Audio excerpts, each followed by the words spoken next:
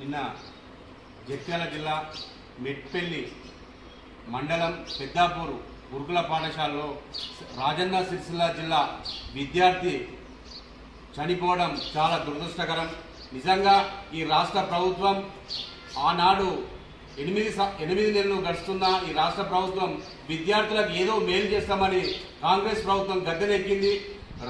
వీళ్ళు నిజంగా విద్యార్థులు పిట్టలు రాలిన ఈ రాష్ట్ర ప్రభుత్వం స్పందించకపోవడం చాలా దురదృష్టకరమని సిగ్గుసేయడానికి సందర్భంగా తెలియడం జరుగుతుంది. రేవంత్ రెడ్డి గారు నిజంగా మీ ప్రజాపాలన అంటే విద్యార్థులు పిట్టలు రాలినా మీరు స్పందించకపోవడం ఇదేనా ప్రజాపాలన, ఇదేనా ఇంద్రమ్మ రాజ్యం అని ఈ సందర్భంగా అడగడం జరుగుతుంది. నిజంగా మీరు విద్యార్థులు ఎలా చనిపోయిండు, పాము కాటు చనిపోయినా ఎలా చనిపోయింది అని అధికారులు బయట పెడితే మీ ప్రభుత్వానికి చెడ్డ పేరు వస్తుందని మీరు ఏదో కప్పిపుస్తున్నారు. కానీ ఖచ్చితంగా జిల్లా కలెక్టర్ గారు వెంటనే ఒక కమిటీ వేసి నిర్ధారణ కమిటీ వేసి విద్యార్థి ఎలా చనిపోయిందని ఖచ్చితంగా మీరు తెలియజేయాలని మీ సందర్భంగా తెలియడం జరుగుతుంది. 15 రోజుల కిందటే అదే గురుకుల పాఠశాలలో ఒక విద్యార్థి చనిపోయాడు. మళ్ళీ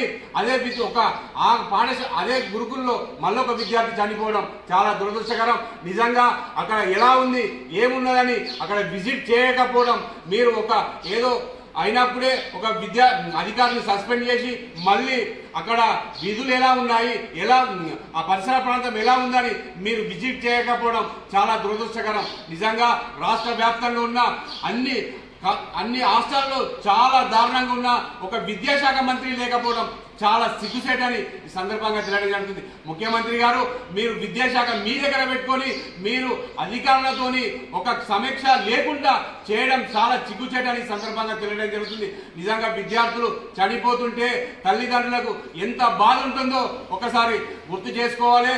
మీరు ఒకసారి మీకు తెలవాలని సందర్భంగా తెలియడం జరుగుతుంది. నిజంగా ఒక విద్యార్థి ఎన్నో ఆశల కొద్దీ పై చదువులు చదువుతారు, ఉన్నంత స్థాయి ఎదుగుతారని తల్లిదండ్రులు పంపిస్తే మీరు శివాలయ పంపిస్తున్నారు. శివాలయ గురుకుల పాఠశాలకు పోవాలంటే విద్యార్థులు శివాలయ బయటకు రావడం విద్యార్థి తల్లిదండ్రులు ఆందోళన కలిగిస్తున్న సందర్భంగా తెలియడం జరుగుతుంది. ఖచ్చితంగా విద్యార్థులు ఎలా చనిపోయిండో వాళ్ళ అధికారులపై సస్పెండ్ కాకుండా శాశ్వతంగా జాబు నుంచి తొలగించాలని మేము భారత రాష్ట్ర సమితి విద్యార్థుల నుంచి డిమాండ్ చేస్తున్నాం. లేకపోతే రానున్న రోజుల్లో అన్ని హాస్టల్లో సందర్శించి హాస్టల్లో ఏ సమస్య ఉన్నా వెంటనే పరిష్కరించాలి. లేకపోతే భారత రాష్ట్ర సమితి విద్యార్థుల నుంచి విద్యార్థుల పక్షాన ఎప్పుడు అండగా ఉంటాయని సందర్భంగా తెలియడం జరుగుతుంది.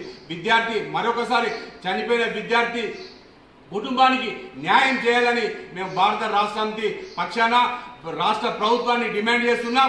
నిజంగా వాళ్ళ తల్లిదండ్రులు ఎంతో కన్నీళ్లు పరమాదం అవుతున్నారు.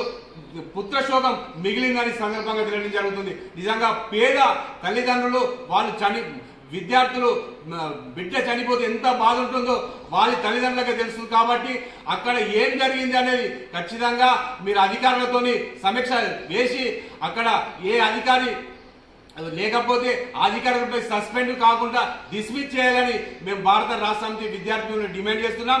లేకపోతే విద్యార్థుల పక్షాన భారత రాష్ట్ర సమితి ఎల్లప్పుడూ ఉంటుందని తెలియడం జరుగుతుంది.